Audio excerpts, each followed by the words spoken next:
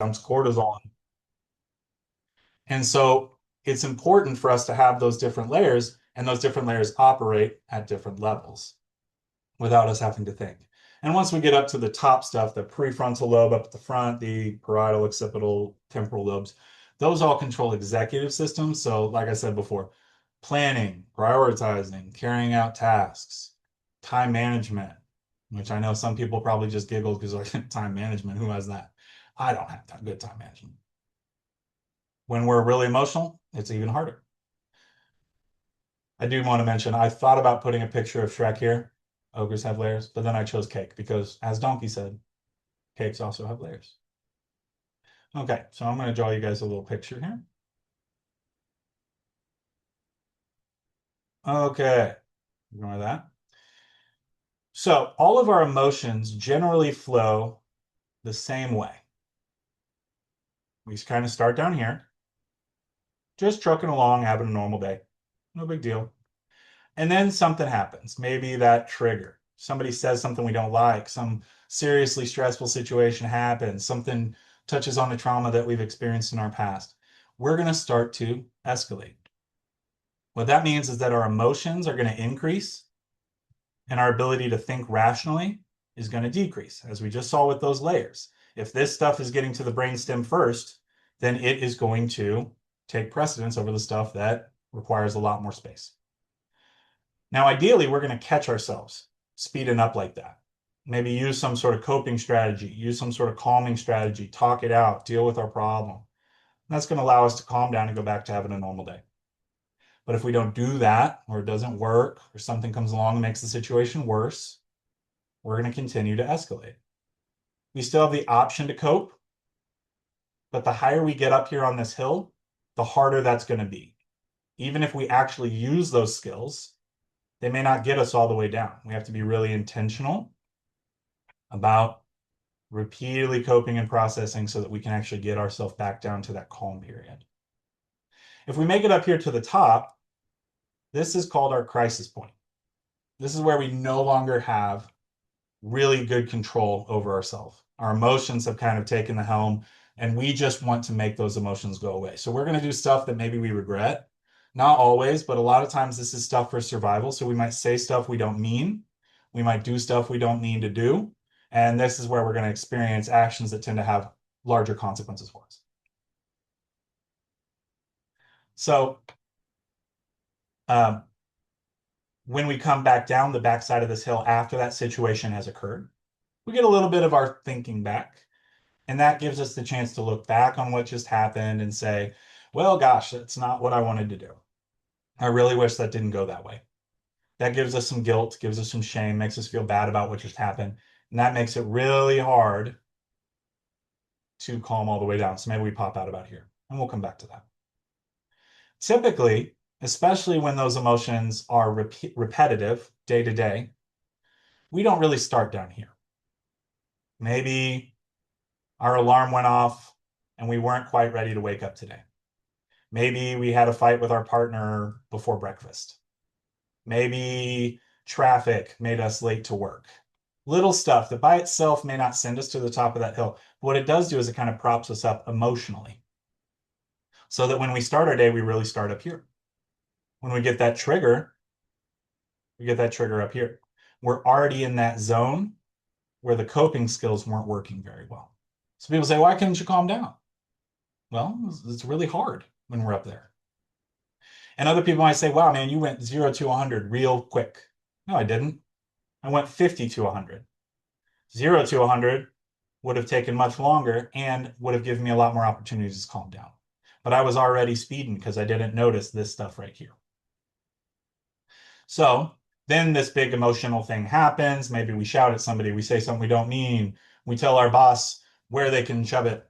And that makes it really hard for us to calm down. We get another trigger later, and then we're raring to go right back up another hill. So sometimes what will end up happening is we will live in this, I'm going to change my color here. We live in this roller coaster of coming down one hill, not calming down all the way, having another trigger going up a hill, calming down, going up a hill. And that roller coaster is exhausting because where we never get to is rest, is calm. Okay? So today we're going to talk a little bit about how we can do that more effectively, but also understanding why our emotions are doing this in the first place. Why do we need to even come up here? Okay, so I'm going to take a second, go ahead and put it in the chat if you guys have any questions about what I just talked about, because I want to give everybody an opportunity to um, speak on that. Okay? I'll wait about a minute. So take the time to put anything in the chat if you have questions.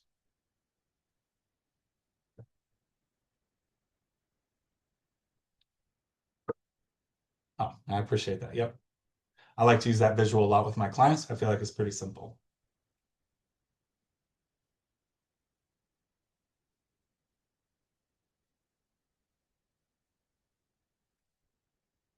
Mm-hmm.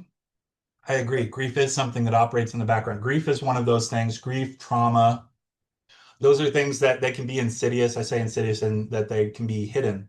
They can be really quiet, but they drain that battery all the time. And so we don't even necessarily realize that we're at that 50% area before something then happens. And we jump to the top and we're like, why couldn't I calm myself down? Well, I've got all this other stuff going on. It makes it really hard. Where is depression? Good question. We're going to talk about depression a little bit, but this is actually an interesting question. I like to think of depression also as an escalatory process. A lot of times we think of depression as going down. I think of depression as something that you can have more of. So if we imagine depression as also increasing, then we can see that same idea. And depression can drain resources and put us at that 50% as well. And we're going to talk more about that because depression is also something that does serve a purpose and serve a function. So if we can understand that function better, it helps us to manage it a little bit. People stay stuck a lot. Yeah, people do. People do stay stuck a lot. It's really easy to get stuck, especially if you don't have a direction for those emotions. Those emotions just kind of sit there and grind. Anxiety, yep. You guys are bringing up good ones. Yeah, anxiety, depression, sadness, and grief. And we are going to talk about all those.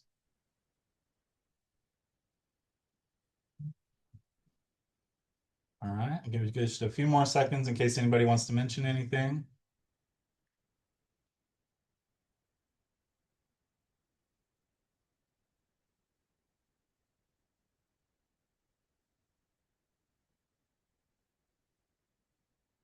Okay. I really appreciate you guys. Oh, I see over there is a Q&A section as well. Will our emotion ever truly be zero? Um, yeah, that's kind of a subjective thing, whether it's ever at zero. If we're talking on a scale of like 0 to 100, maybe we never get to like a true zero or we're not at zero for like very long, but we can get down to like a very manageable, I'd say like 0 to 10, where it's a lot more manageable than, sitting at 40 to 60 all the time. But that's a good question. I think that we are constantly experiencing emotion. We're constantly experiencing our environment. And so maybe zero isn't really a good goal for us to be at, but we do want to be able to make sure that we can get back down to a restful area, which may be kind of anything below like 20, 25. And obviously that's all very subjective. Okay. So why do we feel what we feel? Let's get into the meat of this. So what we all share, we all have these feelings. A lot of times when we have our emotions, we feel like nobody else understands, right? Nobody can truly understand my anxiety. We get lost in the content of what we're feeling instead of the context of what we're feeling. I feel anxious because my bills are due. Other people don't get that. Well, other people have bills too, but outside of the content, do you think you're the only person who feels anxious? No, we all have anxiety. We all have anxiety at different amounts. It may not always be equal, and people may not have felt anxiety to the same degree that you have, but everybody's felt it. We all have anxiety. So if you can have anxiety and I have anxiety and all the people in the webinar have anxiety, then it must not be something that we caught in the air, right? It's not something that we picked up on our way to school or work. It must come from us. And so if it comes from us, it must serve a purpose evolutionarily, or we wouldn't have developed it, right?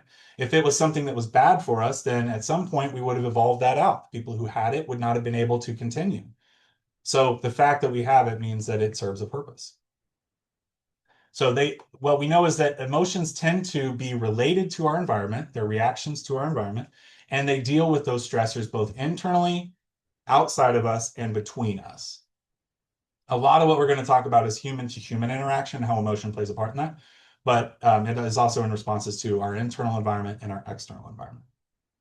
Facial and body language. So emotions and the attached facial expressions are really, really important, because if I'm feeling sad, I kind of need the other people in my group of humans to know that I'm sad. So how do I show that? I give them a sad face, right? And that's a little caricature, but we can see when somebody's sad.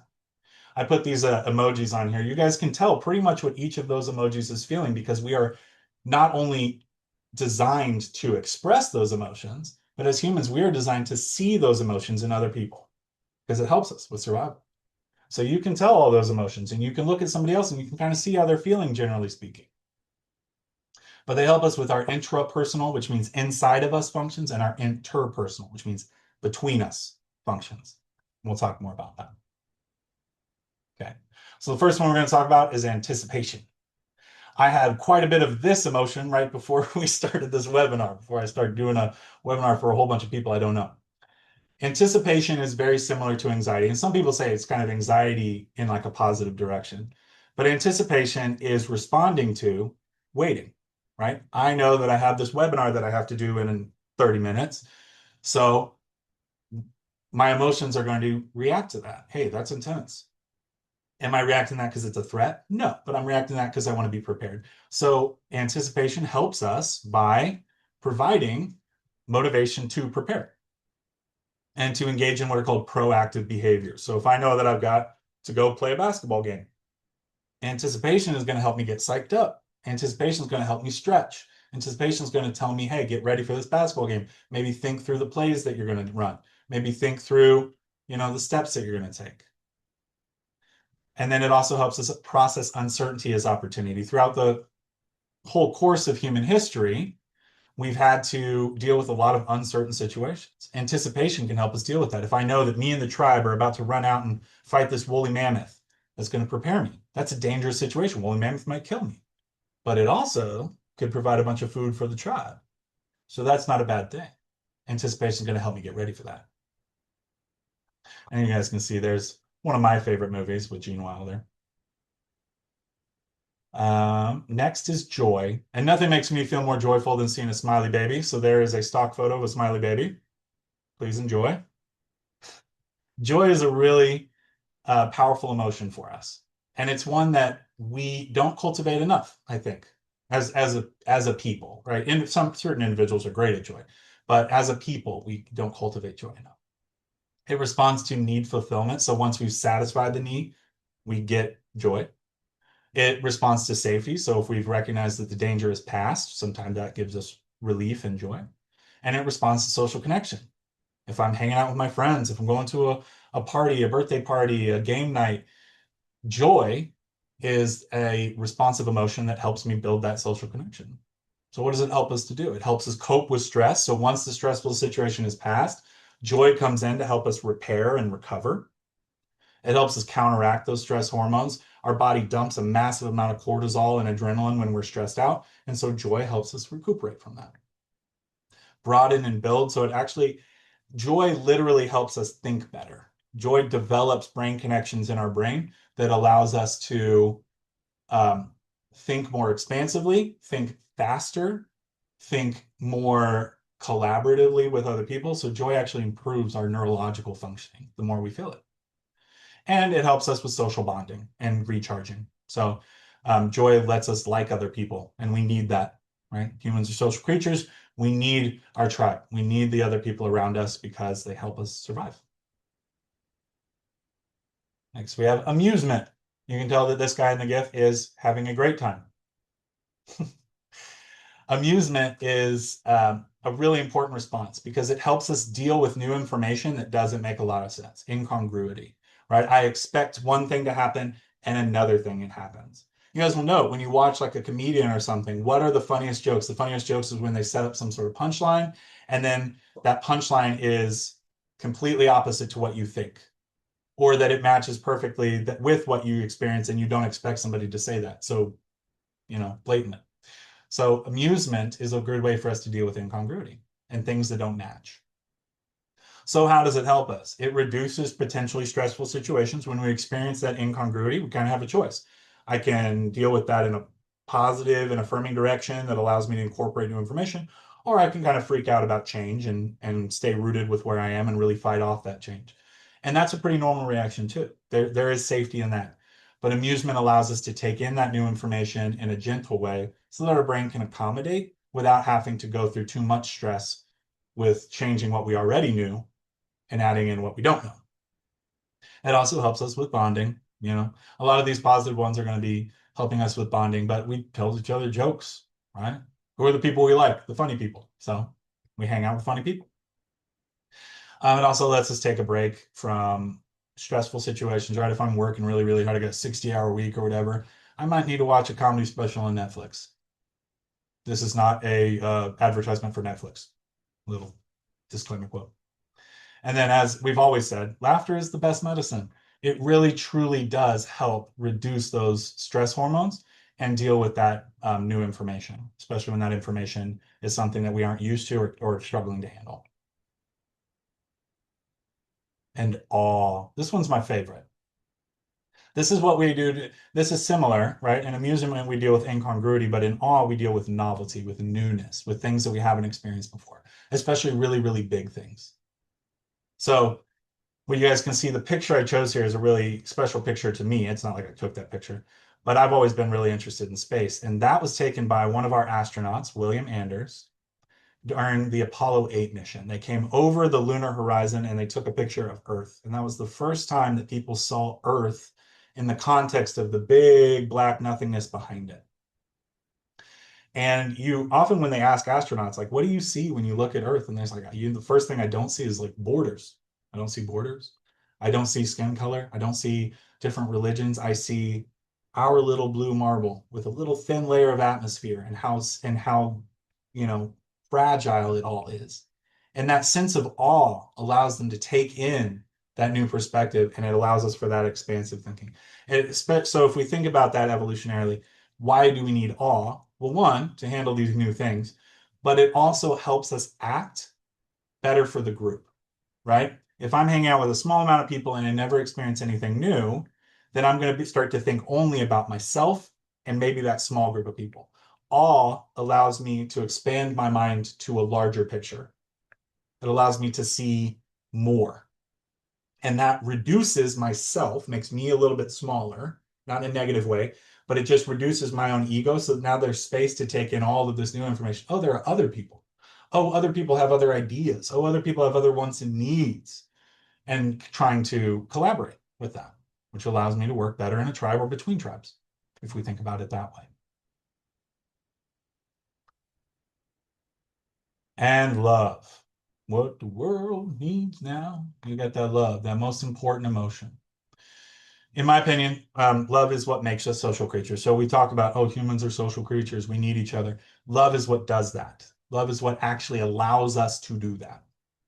It responds to our innate drives and needs for survival. So things like procreation and meeting up, having a family, stuff like that.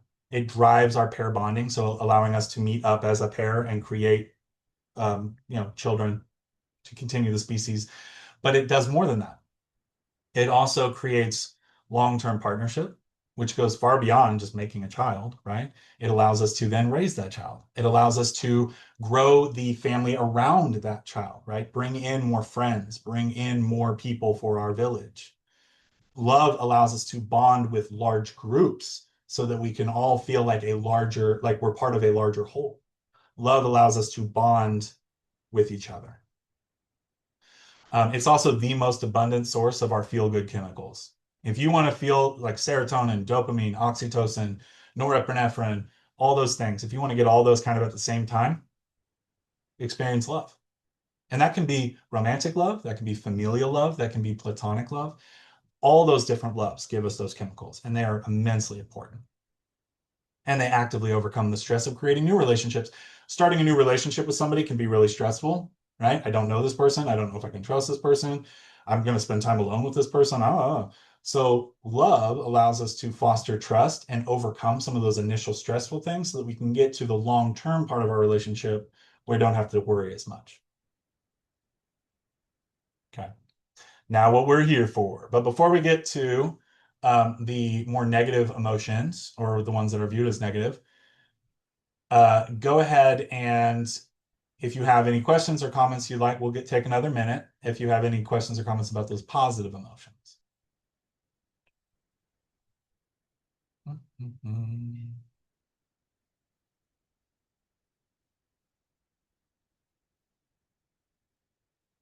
What is the emoji with the black eye? Well, give me a second. Let me go back. I just took a really big picture of emotions, so I maybe did not look through all of them as much as I wanted to. Let me go backwards. Thank you.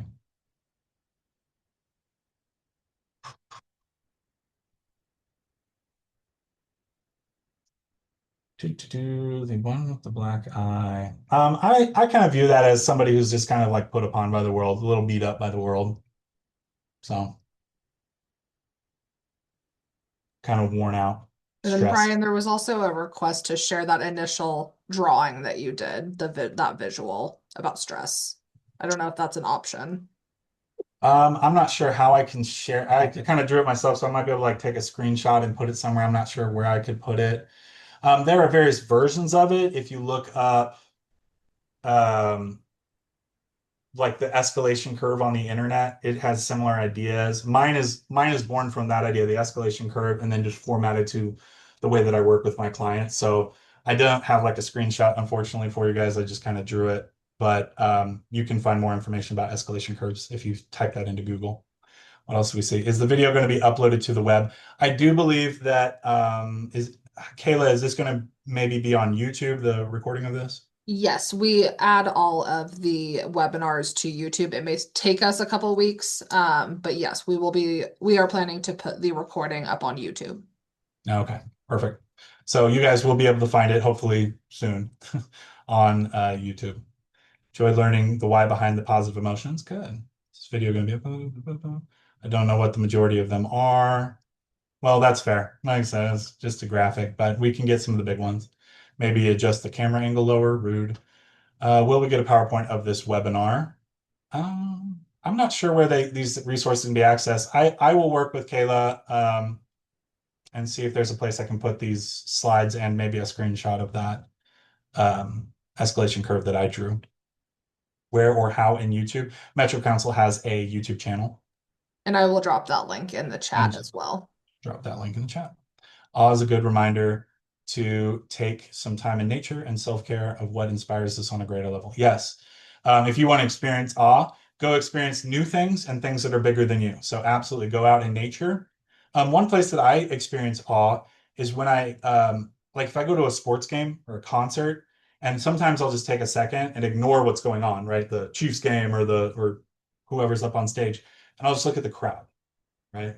We're experiencing this mass, thousands and thousands of people who I don't know, but who are all experiencing the same thing as me and are all feeling the same things as me, right? Or maybe at a Chiefs game, some of them are happy because their team's winning and some of them are sad because their team's losing. But we have just this massive group of people who are experiencing just two emotions. And so awe can be a very powerful thing. Can it help to create empathy? Absolutely. In fact, I would argue awe is one of the most powerful things to create empathy because it reminds me that I'm not the only one here. Okay. I wouldn't like awe doesn't necessarily make me think like that person's emotions, but awe lets me have space for more people's emotions for sure. Mine was a sunset in the Grand Canyon. You know what? I'll say mine was a sunrise in the Grand Canyon. I didn't see a sunset in the Grand Canyon, but when I camped there, we saw the sunrise. It was amazing. All right. Okay, so let's move along. Oh, I do have one more Q&A thing. So feeling awe can help. Oh, it's the same thing. So we answered that live. Cool. All right. Now let's move along here. Embarrassment. So embarrassment is one of those really important social emotions, but this one doesn't feel good, and it's not supposed to. But it responds to social faux pas or violations of social boundaries. Embarrassment signals to other people Like if they see my face, if they see my expressions, like this person in the picture, oh my gosh, I'm so sorry. I can't believe I did that. Embarrassment allows us to signal to other people, I didn't mean to do that, right? Let me to continue to be part of this group. I didn't mean to violate that rule. But it also signals to ourselves, hey, don't do that again, right? That did not feel good. I did not like the way that everybody else felt about my actions. So I'm going to try not to do that thing again. So it is really important with learning. This is, you could argue it's a type of like self-punishing emotion, but that's not necessarily a bad thing if it helps shape our behavior in ways that are pro-social. And then it can increase short-term stress to decrease long-term stress, right? If I learn from the short-term stressful period, like I messed up, then later on, I'm not going to mess up again, so I'm not going to spend that stress again. So I can decrease that long-term stress. Sadness. I know we're going to talk about sadness here, but I thought what was really funny is I found 3 different stock photos where these women basically all just switch places, and I thought that was hilarious. Um, maybe they're just really good friends and they just take turns supporting each other and letting each other feel bad. But I just thought that was the funniest thing. It's like, hey, here's these 3 stock photos where these women just switch spots. So what does sadness respond to? Sadness is responding to unmet needs and loss. So something like and that loss can be various. Like I lost my um, job. I lost a family member. I lost a really important gift that somebody gave me one time. Or that loss can be really small. Sadness doesn't always have to be super big. It can be just kind of a forlorn, like, dang, I lost my keys. I'm gonna have to go get another set of keys. And that can come with frustration too, but sadness is involved. But what does it allow us to do? Sadness allows us to reflect. Sadness allows us to uh, hopefully not engage in that loss later, especially if that loss is something that was temporary or something that we can regain. Like, for example, if I lost a basketball game, I'm going to be sad, but it's going to motivate me later. I don't want to feel sad again. I want to feel victorious. So next time I'm going to try even harder. It helps boost attention to detail, memory, and decrease bias. There's some interesting research with sadness, and what they found is that people who experience sadness and certain types of loss will become much more attentive to the things that are going on, probably to prevent that loss. But they also have better memory about those things, and they tend to be able to be more open to new ideas when they experience loss. And then it reinforces our values. It's like that old song, right? You don't know what you got till it's gone. The same thing here. This allows us to reinforce our values and reinforce the things that are important to us. When we lose somebody, then we look back on all the times that we spent with that person and we're like, wow, that was really important to me. Those are really powerful pieces of my life. And I can't make more of them with that person, but the fact that I got them is really powerful. And so sadness lets us reconnect with those pieces of our memory that engage in super emotional memories. And anxiety. So, a lot of times when people come to therapy, I deal with 3 primary emotions: anxiety, anger, and depression. And so, those are going to be the next 3 that we deal with in order. And that can be difficult to understand their usefulness. And so, I start kind of with the easiest one, anxiety, because anxiety is the easiest to understand. We all feel it a lot of the time. So, what is anxiety good for? Not what does it do to us? What's it good for? Well, it responds to 3 primary things. Things are active threats. Like if I put a saber-toothed tiger in the room, you guys are going to feel anxious.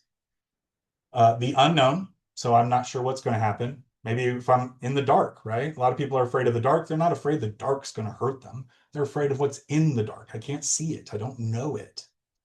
And the uncontrolled, right? So many people feel anxiety about the state of our country, right? Really, whatever side of the aisle you find yourself on or in the middle, whatever. We're anxious about these big things that are happening that we don't individually control. And that gives us a lot of anxiety, right? So what does it help us to do? Anxiety is an alarm system. That's all it is. It's just like your alarm for waking up in the morning. It tells you, hey, something's not quite right. Something might hurt you. You need to be aware of this. Pay attention. And what we often do, right, just like an alarm in the morning, we turn to it and we hit snooze. And then what happens in 5 minutes? My anxiety goes off again because I never dealt with that thing and it's still present. It's still bothering me. So we need to learn to turn to that alarm and we need to address that alarm and turn it off until we need it again. But anxiety through that alarm system helps us get ready for action. It doesn't necessarily do the action itself, but it ramps us up. It gives us that anxious arousal state where we suddenly divert a whole bunch of our blood, oxygen, energy to our extremities instead of our core. Because what do we need our extremities for? Fighting or fleeing. So anxiety gets us prepared for that. Next, we hit anger. You guys can see Homer Simpson quite angry. Anger responds to injustice, unfairness, and threats. Anger does not always follow anxiety. Sometimes anger is just all by itself, but a lot of times anger will follow another emotion, including anxiety, because anxiety will identify a problem and then anger will say, I'm going to solve that. So anger is a motivator. That's all it's there for. Anger does not dictate action. Anger asks for action. We get to dictate action. Yeah, that can be really, really hard sometimes, especially depending on how we were raised or depending on the situations we've been in our life. We are going to choose the cheapest mental option possible, the one we don't have to think about. So, for example, if somebody comes up and bumps my shoulder, and I've learned throughout my life that maybe I should shove that guy back. That's quick, that's direct, that's going to solve my problem. So I shove him back. I didn't think about that option. I just did it. That was reactionary. But that wasn't me being angry. Being angry was the guy bumped into me, right? The aggressive action, that's behavior. And that's something that we can change. So anger just wanted me to do something about the guy that bumped my shoulder. My automatic response was to shove him back. But that's going to have consequences. So ideally, we want to deal with our anger in a way that doesn't have those unnecessary consequences, but also satisfies our need for justice, fairness, and safety. Okay. So anger, I usually tell my clients, and this, I'm not saying that, you should be angry all the time, but anger is usually not the issue. Nobody goes to jail for being angry. They go to jail for punching somebody or hurting somebody or, breaking something. That's behavior. That's not an emotion. So as we deal with our anger, we want to be able to identify what is it trying to satisfy, and is there a way that we can do that without getting ourselves in trouble? But anger also helps us to establish boundaries and achieve our goals. I'll use that basketball example again, right? If I lose a basketball game, that's going to be sad, but it's also going to frustrate me. Anger is going to help me motivate. I don't want to lose again. I'm going to go work out really hard. I'm going to go practice really, really hard because I'm going to go win that next game. And when that next game comes, I might be a little angry beforehand, not at the other team. I'm not mad at them for playing against me, just mad and like I'm motivated. Anger is one of those things where anxiety built the arousal state and then anger takes it and says, let's do something with this. So it can be very, very useful, but we just have to learn how to direct it in useful ways. And then finally, we get to depression. That's a very, very sad frog. I'm sorry that you guys all have to see that very, very sad frog. But depression, a lot of it, I see it as an emotional state, and so that's why it's being addressed here. Depression is complicated and nuanced, so I don't want you guys to take away from this presentation that I'm saying that depression is only a good thing and that I should be depressed and all those things. What I'm saying is that when depression happens, it is usually serving a purpose. And so if we can determine that purpose, we can hopefully mitigate it in a different way. Okay. But depression responds primarily to exertion, stress, and situations outside of our control. So a lot of times the reason we get depressed is because we are worn out physically, emotionally, spiritually. Now, depending on a lot of factors, biological factors, social factors, trauma factors, we might be more worn out than other people, right? If I have a biological predisposition to not having as much serotonin as somebody else, then the amount of stress that I can take before my serotonin's run out is going to be lower. And so I might be more able to get depressed. But that doesn't mean that depression is itself my problem. The way I like to liken it to is like a fever. If you guys caught the flu, and we just had a lot of flu this year, but if you caught the flu isn't what made you hot. The flu isn't what made your body go to 102 degrees. Your body did that to itself because your body knows if I am at 102 degrees, I can still survive. I can operate. I won't feel good. It'll suck, but I can do that. The flu can't. The flu will die. So I'm going to raise my body temperature to 102 degrees so to kill off the flu, and then afterwards I will recover. Depression is similar. Depression notes, hey, my stress is way up, my energy level is way down. I need to start pulling back on things in my life. We look at depression, what does it ask of us?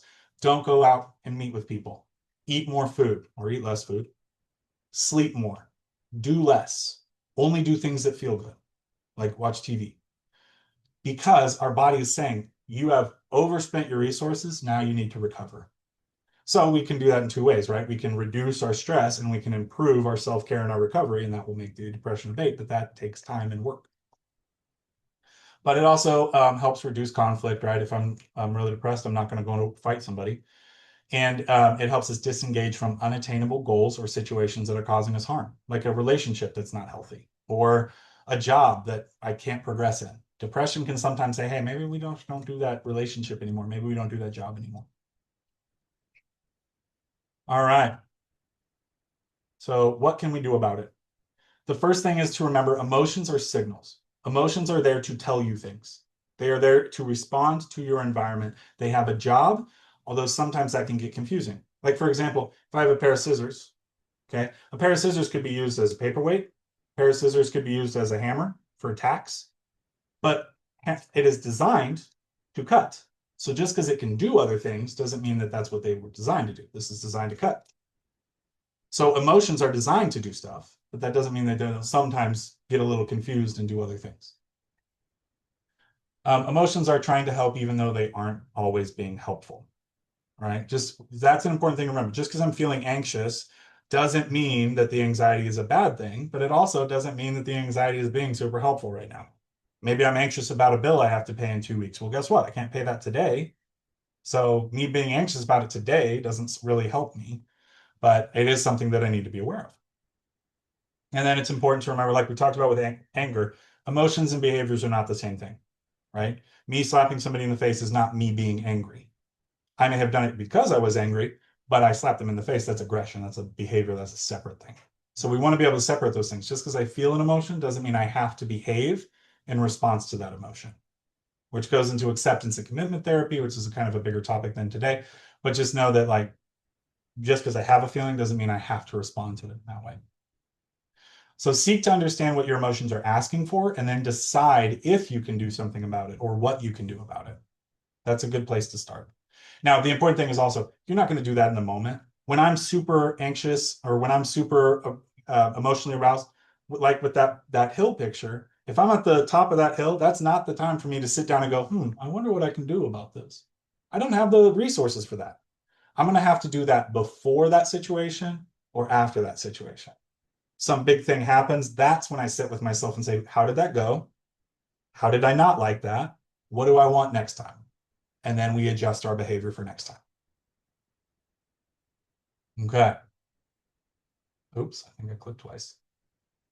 Go back. So, skills to help you manage your emotions. These are just some cheap and easy things. First one, social connection. As we saw from a lot of those emotions, they are going to require or promote us to engage with other people. So go engage with other people, people you trust, people you care about, people you love. That will help counteract some of those intense negative emotions, especially in situations where I don't have the time, the resources, or the ability to handle the thing that negative emotion is trying to point to. Focus on reducing your stressors. I often ask the question of my clients, first question, in that situation, what do you control and what do you not control? Okay. With the bills, do you control that the rent is due? No. Do you control that you save up? That you budget, that you replan? Yes. Okay. We'll focus on that piece because that's going to let you feel a lot more control than the thing that you can't change. Focus on self-care. To increase that overall battery, to have the space for all of those emotions, you need to be taking care of yourself if you can, right? Some people can't necessarily get out and exercise a whole lot. That's okay. You can still spend more time in the sunlight.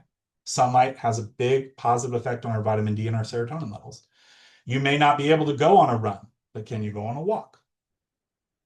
I may not be able to move around a lot, but can I go up and down the stairs once or twice today? That's more movement than I normally do. Okay, that's going to help my body. Can I focus on what I'm eating? Maybe I trade out this thing for not even a healthier version, but just like the non-processed version. Can I trade out fries for some baked potatoes? Can I trade out the greasy cheeseburger from McDonald's from a home-cooked cheeseburger? Right? It's going to have a different profile there. Little things like that can improve our self-care without requiring a massive change to our habits. Externalization and processing. So this just means getting things from inside to outside. If I'm grinding on the same ideas over and over and over again, that's because it's sitting in my brain. And every time my brain tries to deal with it, it just changes shape because it's a thought. It's wispy. It's made of brain stuff. So once I pull it out, if I say it in words or if I write it on a piece of paper or if I tell it to another person, now it becomes concrete. If I want to change it, I have to deal with it. Calming, without having necessarily a lot of time left today to talk about top down and bottom up processing, it gets confusing. We can use our senses, our five senses, sight, smell, taste, touch, and hearing to give signals to our brain to overcome some of the environmental signals that are making us stressed. So like I said, if anxiety is responding to the environment, then let me flood my brain with new sensory information that is in my control. And that can be as easy as taking like a really strong candle and just putting it near your nose. That really strong smell sensation is going to overpower what's going on in my brain right now. Even if it's just for a few seconds, it gives me the chance now to think. Okay. Drinking a cold glass of water, touching something that feels good to you, like a felt or something. Those are all very powerful things, or even just taking a deep breath. That can be grounding. So using our senses is called grounding. We're grounding ourselves to our environment and in the moment. You guys will also see on there play. Play is one of the things that is most important for our brain. We stop doing it for some reason. We get to adulthood and we say, I don't want to play. Playing's for babies. No, play is for us at every developmental level. From the moment you're born, you need to play, to the moment that you die, way later, you need to play. You need to find ways to play as an adult. It doesn't mean you got to run outside and play Red Rover, but you can play. Come up with, cool brain games or play with a puzzle or play board games with your friends. Come up with ways to play because that will reorganize the neurons in your brain towards more positive thinking, towards stress relief. Play is super important for processing, especially for trauma. So play. And then if all else fails, not even if all else fails, if you feel like it, if you want help, seek help, right? That's what we're here for. So I'll go through that briefly. When to get help. First thing, if you're asking yourself that question, it's probably a good indication. Go get help. There's some stigma around it. Oh, does that make me crazy? No, people come to me from things as like, oh, I have schizophrenia or bipolar, all the way to the other side, like, oh, I'm having a stressful time at work. Okay, let's talk about it. If other people you care about have mentioned it to you, that might be a good indication that you need some help. Sorry. Um, if you aren't sure what else to do, okay. If you logged on today hoping that I had a special answer for you, that I had some silver bullet to your problem, go seek help. Or if you just feel like it, honestly, there's no rule. We're not going to say, oh, you don't have enough problems for me to see you. Go see a therapist if you feel like it. And there are a lot of ways to get help. It doesn't have to be a therapist. You can talk to your spiritual leader. You can talk to your family. You can talk to friends. You can talk to a life coach. If you're talking about mental health, come to an expert. But there are plenty of places to go get help. It's not what makes you weak. It's how you get stronger. All right, where to get help. In the KC metro area, there may be people on this webinar who are not from around the KC metro area, so you might have to look into your own community mental health center. But if you live in the KC metro area, you can go to mentalhealthkc.org. It has all the community mental health centers for the immediate metro area. So Wyandot, Johnson, Jackson, Platte, like the Missouri side. I don't remember all the counties over there, but they're all listed on there. If you're employed and you receive benefits through your employer, sometimes you may have an employee assistance program, an EAP. Go look at that. A lot of times employers offer mental health care. Like I work for Wyandot Behavioral Health Center. They offer some in-person stuff. They also offer talk space. I get 6 sessions with talk space if I need help. So go through your employer. You may be able to get some treatment there.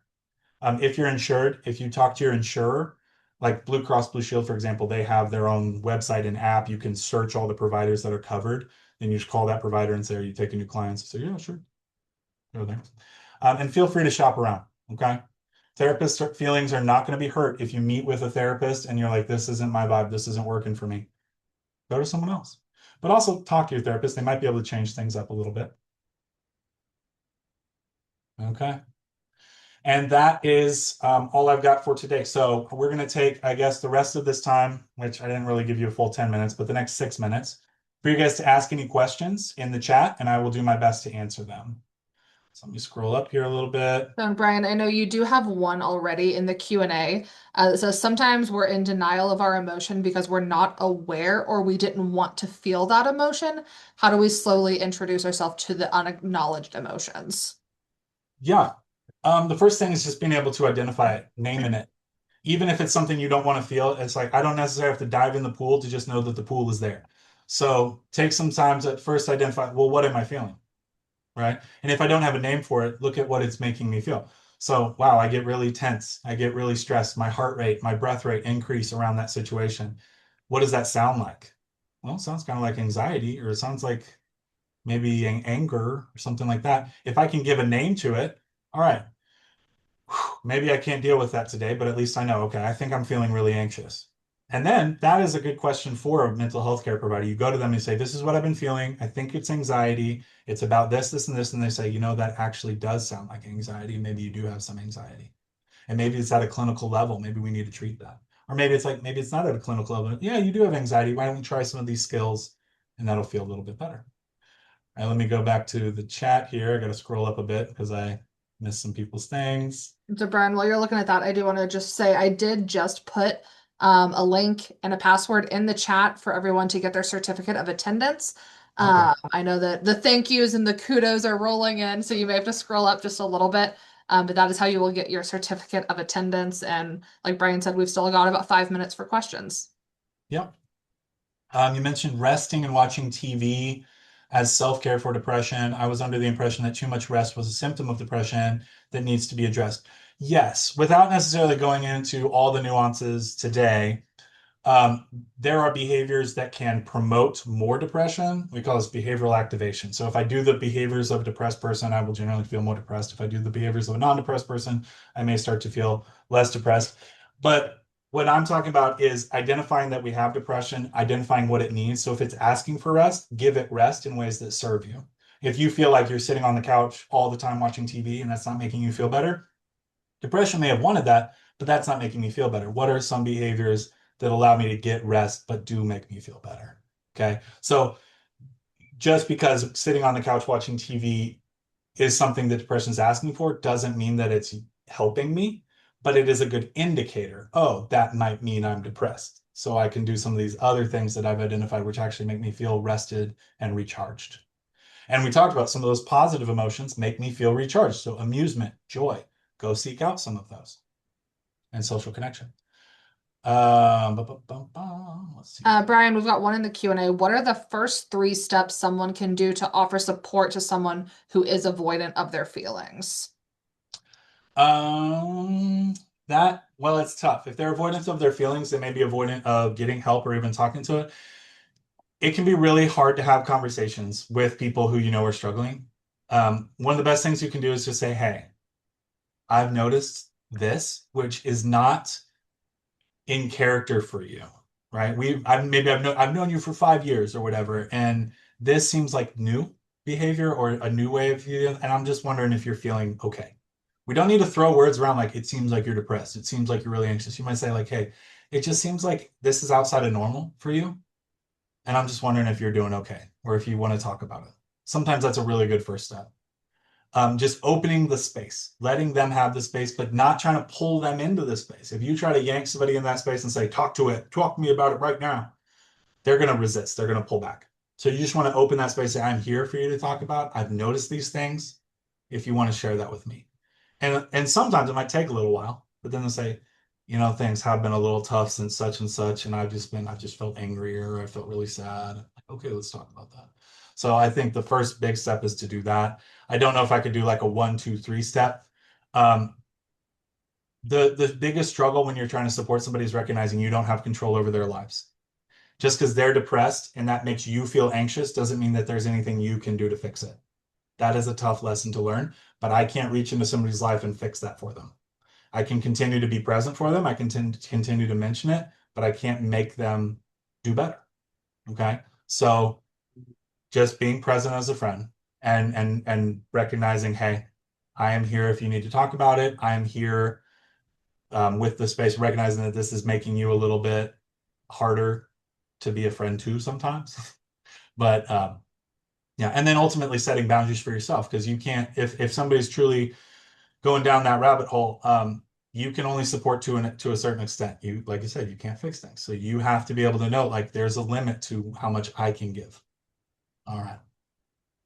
Well, Brian, real quick, yeah. some people are having trouble getting the certificate. There are about 150 of you on this webinar, and so it's a lot of people trying to get that certificate. So please copy and paste it into a Word doc, into your notes app if you're joining us from your phone, and just try again later. That certificate isn't going anywhere.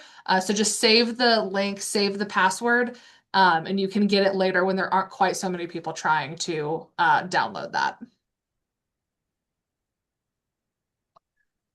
All right. I think that's all the questions I've seen. Somebody mentioned Inside Out. Yes, that is a great illustrated way to think about your feelings, that your feelings are in there, like they're people going to work, right? In Inside Out, those are people showing up to their job with the little control panel. They're trying to do a job. So if you can get in tune with them, create a relationship with them instead of treating them as enemies or antagonists, you're going to get a lot further. All right. It's about 1 o'clock. I appreciate everybody who showed up. I hope you guys got good information. I'm going to go ahead and head out, but you guys all have a wonderful day and hopefully a better relationship with your feelings. Thank you, Brian, so much. Great presentation. Thanks everyone for being here, and we will hopefully see you on the next webinar coming up in March. Thanks, everyone.